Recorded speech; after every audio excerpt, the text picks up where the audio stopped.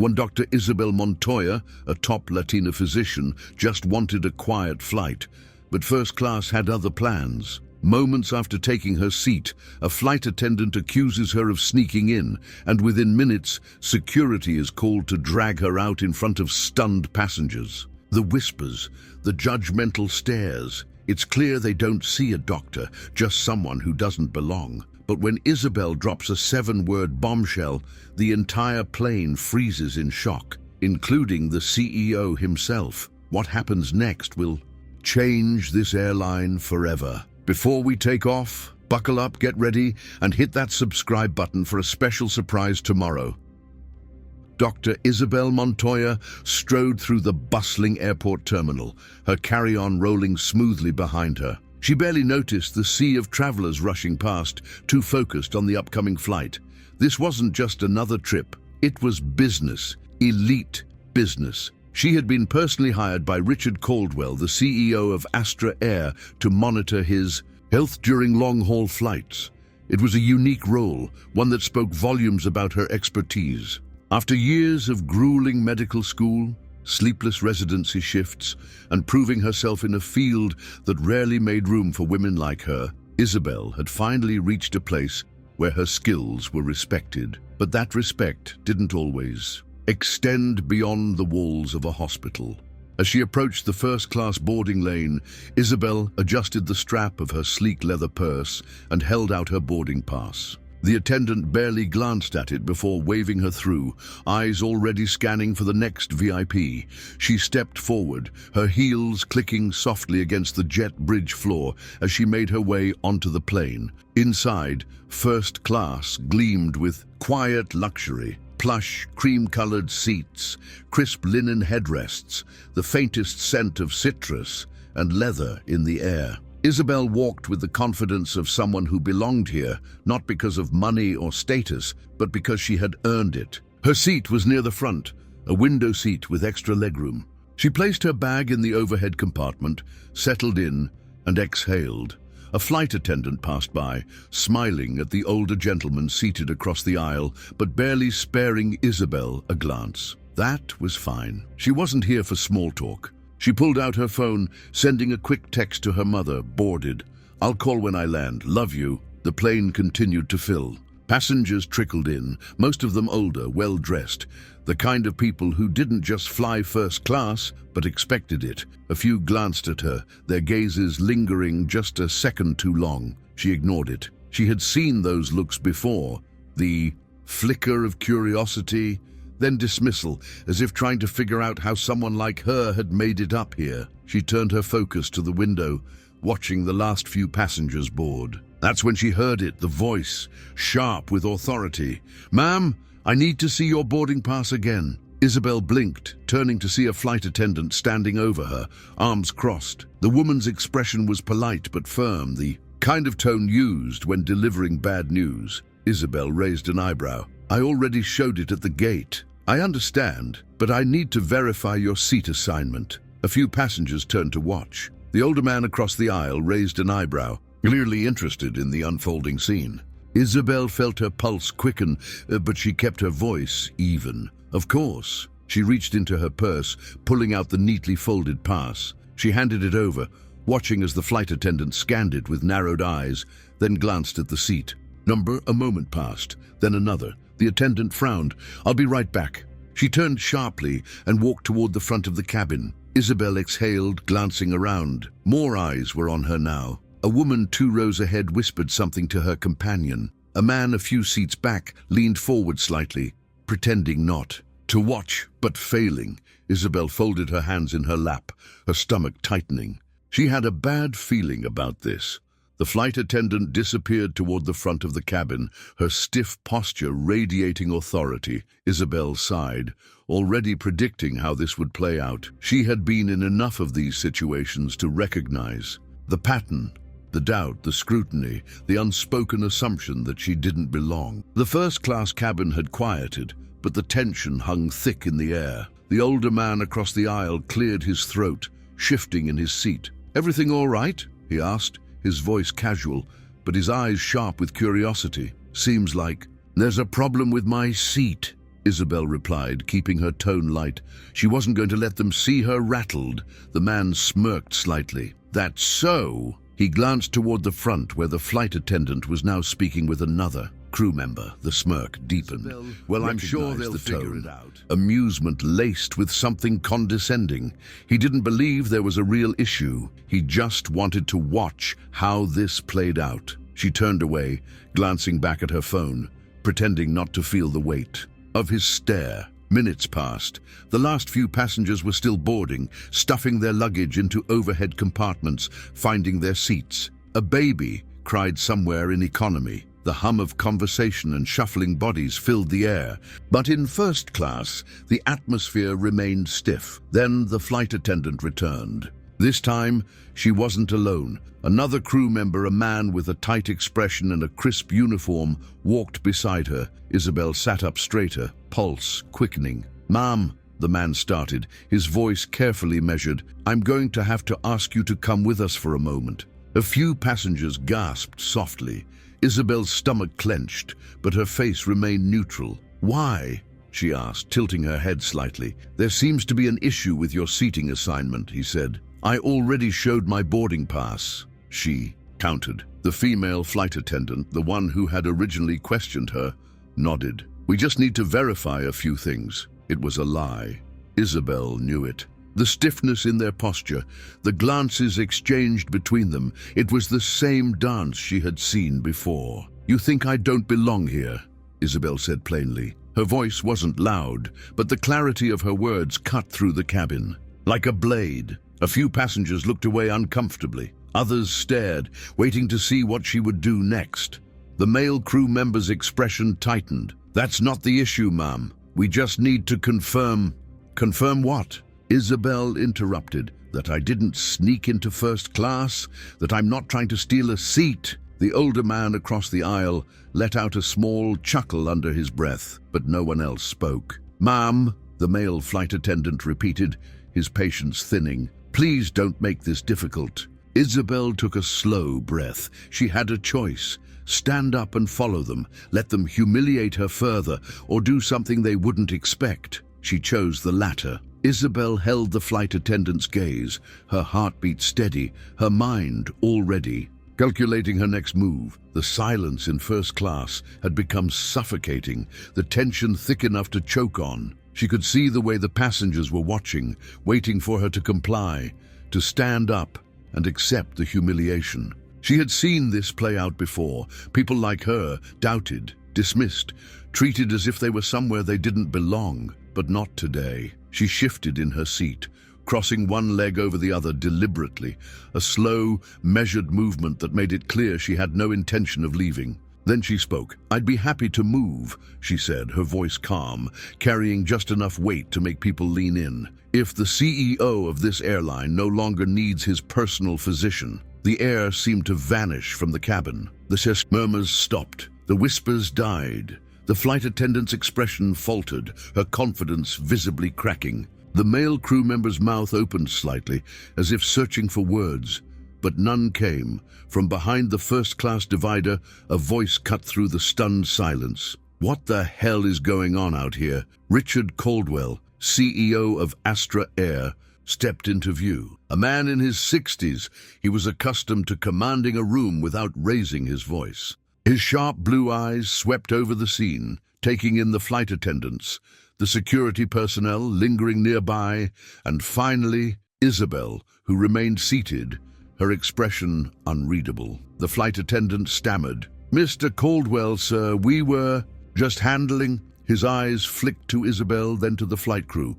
"Handling what, exactly?" The flight attendants shifted uncomfortably. The passengers were still silent, their curiosity now overtaken by discomfort. The man across the aisle, the one who had smirked earlier, suddenly found his in-flight magazine very interesting. Isabel exhaled slowly, then turned her gaze directly to the CEO. "Apparently, they don't believe I belong in first class." Caldwell frowned, looking from her to the flight attendants as if waiting for an explanation. When none came, his expression darkened. "Dr. Montoya is here at my request. She is my personal physician. I specifically arranged for her seat in first class." His voice was cold, sharp. Did I miss a policy change where my employees now have the right to override my decisions? The flight attendants paled. The woman's mouth opened, then closed. The male crew member cleared his throat, scrambling. No, sir, of course not. We were just making an assumption. Isabel cut in smoothly. Caldwell turned to her. Is that what happened? Isabel hit her like a slap, you tell me? As if she hadn't shown her ticket, as if she hadn't done exactly what they would have done, and still it hadn't been enough. Isabel turned her head slightly, meeting the man's eyes just as he glanced her way. He stiffened, realizing she had heard him. The blonde woman quickly averted her gaze, pretending to adjust the strap of her handbag. She considered saying something. She considered letting it slide. Then she decided against silence. That's the difference, Isabel said coolly, her voice just loud enough for them and everyone around them to hear. You think if it were you, they wouldn't have questioned you in the first place, but they wouldn't have. That's the point. The man's mouth opened, then closed. He looked away, suddenly very interested in the seatbelt sign above him. The plane was still on the ground, but already this flight had gone in a direction none of them had expected. And Isabel wasn't sure if that was a victory or just another exhausting battle in a war that never seemed to end. The weight of her words settled into the cabin, thick and unmoving. The man in the navy suit shifted uncomfortably but said nothing. The blonde woman beside him busied herself with her phone, pretending she hadn't heard Isabel at all. The tension remained, lingering like an unwanted guest, making it clear that the moment had not been forgotten. Isabel exhaled slowly, turning, her gaze back to the window. She could see the runway stretching out beneath the golden glow of the late afternoon sun, the faint shimmer of heat rising from the pavement. Any minute now they would taxi, the engines would roar to life, and this flight would finally move forward. A rustling sound pulled her attention back to the cabin. The CEO, Richard Caldwell, was still standing near the aisle, his arms crossed, his expression unreadable. He had not returned to his seat. Instead, he was studying her, as if trying to decide what to say next. I should have been out here sooner, he said finally, his voice quieter than before. Isabel didn't react right away. She had spent years carefully choosing when to let things go and when to push back. Right now, she wasn't sure which approach would be more exhausting. That would have been nice, she said, keeping her tone measured. Caldwell let out a breath, rubbing the back of his neck. Look, I can't change what happened, but I can make sure it doesn't happen again. She studied him. The words sounded good, but words were easy. How? She asked. The CEO's jaw tightened slightly, not in irritation, but in thought. I can start by making sure every Astra Air employee undergoes implicit bias training. I can review hiring practices. I can make sure our policies don't just exist, but that they're enforced. And I can hold people accountable when they don't follow them. There it was. Accountability. A promise, even if it wasn't a guarantee. Isabel nodded slowly. That would be a start. A flicker of something passed through Caldwell's expression. Understanding, maybe. He straightened, adjusting the cuffs of his suit. I'll have my office send you a direct report of what changes we're implementing. Then, after a pause, he added, You'll hold me to it, won't you? Isabel allowed a small smile, though it didn't quite reach her eyes. I always do. A voice crackled over the intercom, signaling the final boarding call and the captain's announcement that they were preparing for takeoff. Caldwell took that as his cue to return to his seat.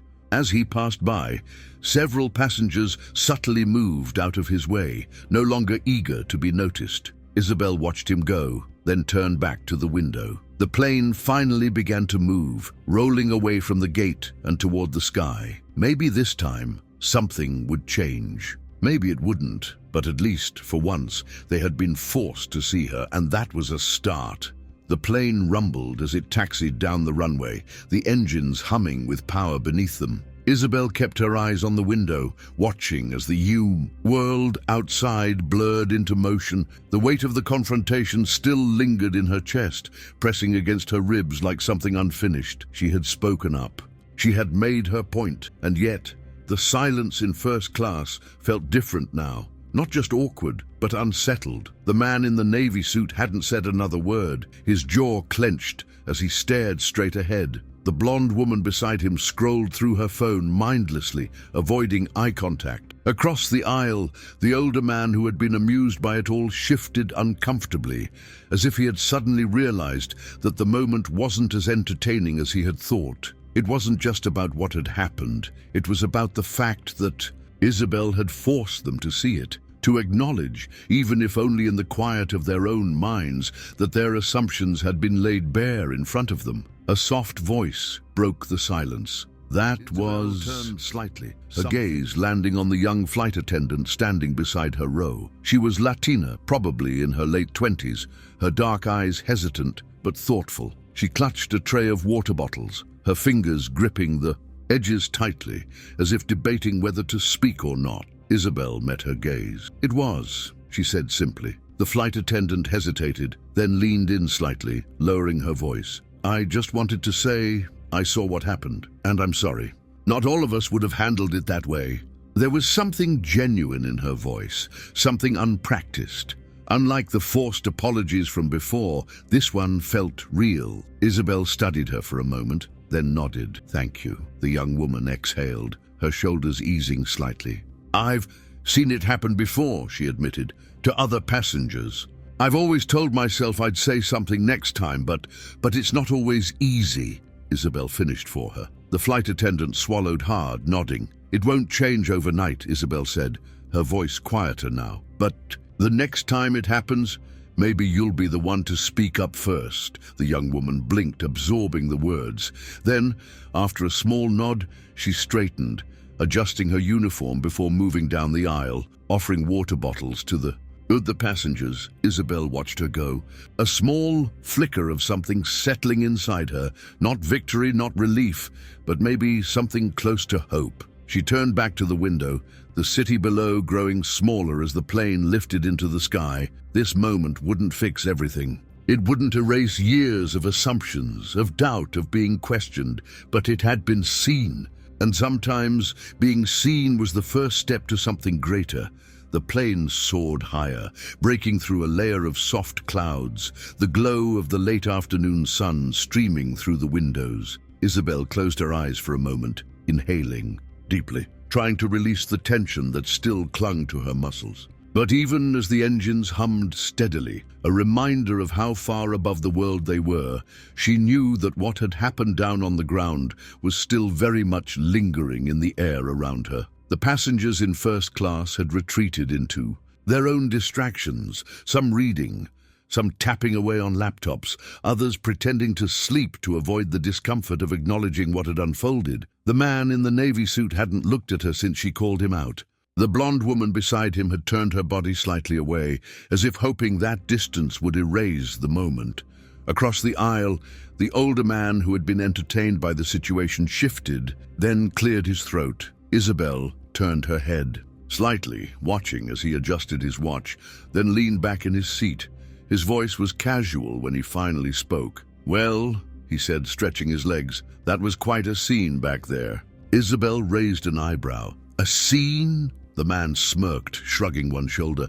"I've flown first class for years. I've seen my fair share of situations like this." He tilted his head slightly, studying her. "But you weren't what they were expecting." She folded her hands in her lap, leveling him with a steady gaze. "What exactly were they expecting?" He let out a dry chuckle. "Not someone who could fight back the way you did." There was no malice in his voice, but there was something else. An edge of amusement, maybe even respect, as if he admired the way she had handled herself, but had no intention of admitting that he might have been part of the problem too. Isabel exhaled through her nose, shaking her head slightly. "That's the issue, isn't it?" The man raised an eyebrow. "That I had to fight back at all," she continued, "that I had to prove I belonged here while everyone else just watched." For the first time, he didn't have a quick response. The silence stretched between them, but Isabel didn't mind. She had said what she needed to say. Whether or not he understood it was his own problem. The flight attendant from earlier returned, quietly offering Isabel a bottle of water.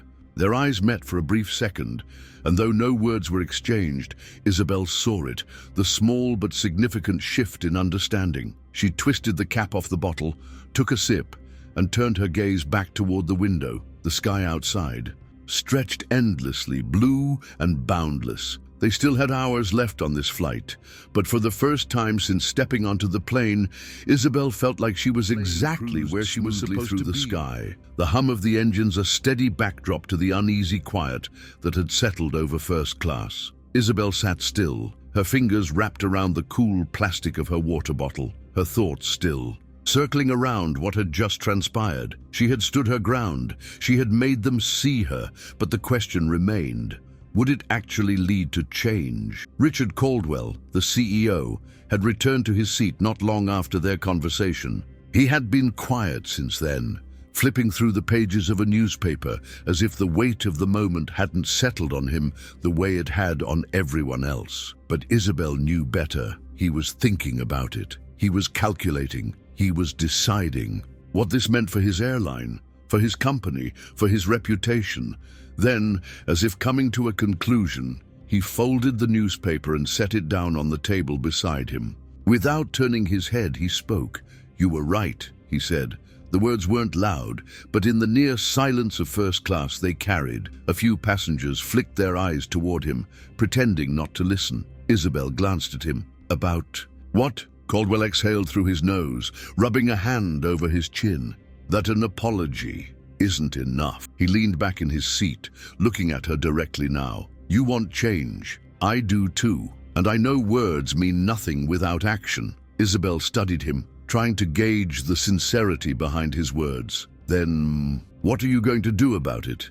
He didn't hesitate. "We'll start with mandatory implicit bias training for all employees, from flight crews to executives. But it won't just be some checkbox exercise. We're bringing in specialists, real experts, and we're going to make sure our people actually understand what this looks like in practice." Some of the passengers shifted at that, and Isabel could feel the tension shifting slightly. This wasn't just an acknowledgement of what had happened to her. It was a statement that the airline was going to change, whether people liked it or not. Caldwell continued. "We'll also be implementing stricter policies on passenger treatment. If something like this happens again, I want accountability. That means consequences, not just a slap on the wrist." Isabel nodded slowly, processing his words. He wasn't just making promises, he was making commitments. "And how do I know this isn't just damage control?" she asked, her voice measured. He met her gaze evenly. "Because you'll be the first to know if we don't follow through." The weight of that hung between them. He was giving her the power to hold him accountable. That, more than anything, told her he wasn't just trying to make this go away. For the first time since stepping onto this plane, Isabel felt something close to relief. Maybe, just maybe, this wasn't just another empty promise. Maybe this time something would actually change. Isabel didn't reply right away. She let Caldwell's words sit in the air, weighing them against everything she had seen and experienced. Before, promises were easy, action was hard, but something about the way he had said it, the certainty in his voice, the way he didn't try to sugarcoat the situation, made her believe he wasn't just trying to make this go away. She exhaled, her shoulders loosening just slightly. "Good," she said simply. Caldwell gave a small nod, then picked up his newspaper again, as if that settled it. Maybe for him it did. For Isabel, it was just another step in a much longer journey. The tension in first class had shifted, but it wasn't gone. The passengers who had been so eager to watch the confrontation unfold were now doing everything in their power to pretend they hadn't been a part of it. The man in the navy suit still hadn't spoken, though Isabel could feel his discomfort every time he adjusted in his seat. The blonde woman beside him had given up on her phone and was now staring blankly ahead, lost in thought. And then, from across the aisle, a small movement caught Isabel's attention. A young girl, no older than 10, sat with her mother a few rows ahead. She had dark curls framing her round face, her wide brown eyes filled with something Isabel recognized immediately: curiosity. The girl's mother was focused on the in-flight menu, unaware of the way her daughter was watching Isabel. Slowly, hesitantly, the girl lifted a hand and waved. It was small, almost imperceptible, but it made something inside Isabel soften. She gave the girl a small smile, then returned the wave, just as subtle. The girl's face lit up for a brief second before she turned back in her seat, her mother finally pulling her attention elsewhere. Isabel sat back, her fingers resting lightly on the armrest. That small moment, that tiny acknowledgement, not just the ones waiting for her to fail, not just the ones who wanted to see her put back in her place. The right people were watching too, the ones who needed to see her stand her ground, the ones who needed to see that it was possible. She thought of her younger self, how many times she had felt out of place, like she had to work twice as hard just to be seen. She thought about how much it would have meant back then to witness someone like her, in this exact moment, refusing to shrink under the weight of someone else's expectations. The plane hummed around her, the quiet, now less suffocating, more settled. She had been seen, and maybe, just maybe, that was enough to start something bigger than herself. When the plane finally touched down, the cabin was filled with the usual flurry of movement, passengers stretching, reaching for their belongings, checking their phones. The hum of quiet conversation returned, but there was something different in the air, something unspoken, but lingering. Isabel remained seated, watching as the first-class passengers gathered their things. The man in the navy suit was quick to stand, eager to put distance between himself and the situation. The blonde woman beside him didn't glance in Isabel's direction, her focus on her designer handbag as she adjusted the strap over her shoulder. Richard Caldwell stood as well, buttoning his suit jacket before turning to Isabel one last time. "Expect an update soon," he said, his voice even. It wasn't just a courtesy, it was a commitment. She nodded, knowing she would hold him to it. As passengers filed out, Isabel reached for her phone, instinctively checking for messages. Instead, a notification at the top of her screen caught her attention. A tweet. She tapped it open, her eyes scanning the words quickly. Someone had been watching. Someone had been listening. Latina doctor accused of sneaking into first class. Her. Response changes an airline forever. Her stomach tightened.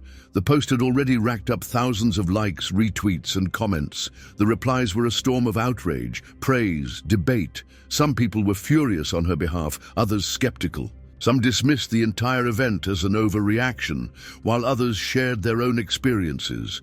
Moments of being questioned, of being doubted, of feeling like they had to prove they belonged. She scrolled further. A journalist had picked up the story. Then another.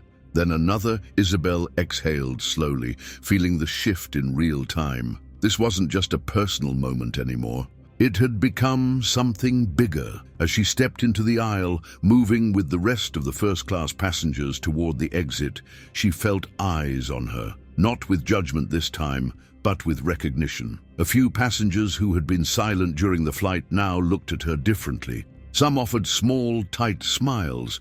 A few seemed like they wanted to say something, but the moment passed too quickly. When she reached the front of the plane, the young Latina flight attendant from before was there, waiting. "I saw the article," she whispered, her voice low. "People are paying attention." Isabel nodded. "Good." And then she stepped off the plane. The terminal buzzed with life, travelers hurrying from gate to gate, announcements echoing overhead.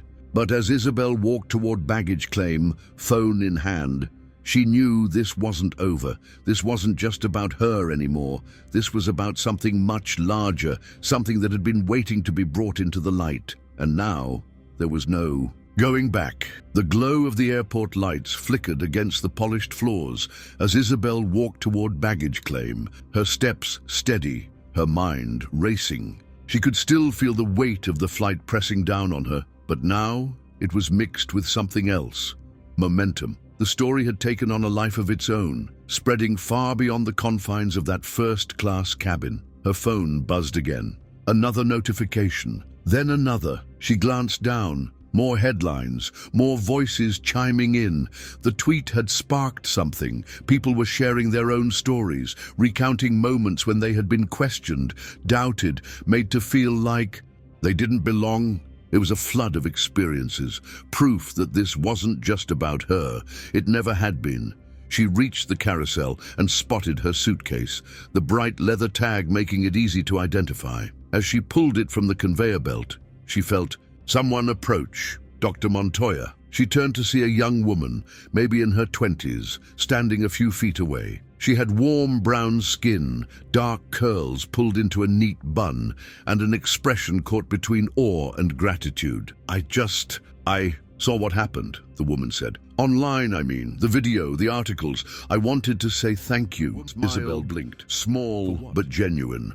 For speaking up. For not letting them dismiss you. She hesitated, then added, I start medical school next fall. People keep telling me how hard it's going to be, how I have to be twice as good just to be taken seriously. But seeing you, seeing how you handled that, I don't know, it makes me feel like maybe I can do this. Isabel felt something deep in her chest shift, something she hadn't expected. The exhaustion of the day, the frustration, the constant battle against things that shouldn't even be a fight. It all suddenly felt worth it. She smiled. You can do this, the woman nodded, her eyes bright.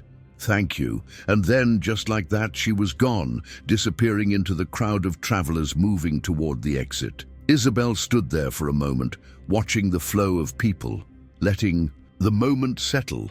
The weight she had been carrying all day finally loosened, just a little. She pulled her suitcase handle up and started walking again, stepping out into the cool night air. A car was waiting for her at the curb, but before she got in, she glanced at her phone one last time. A new notification. An email from Astra Air. Subject, our next steps.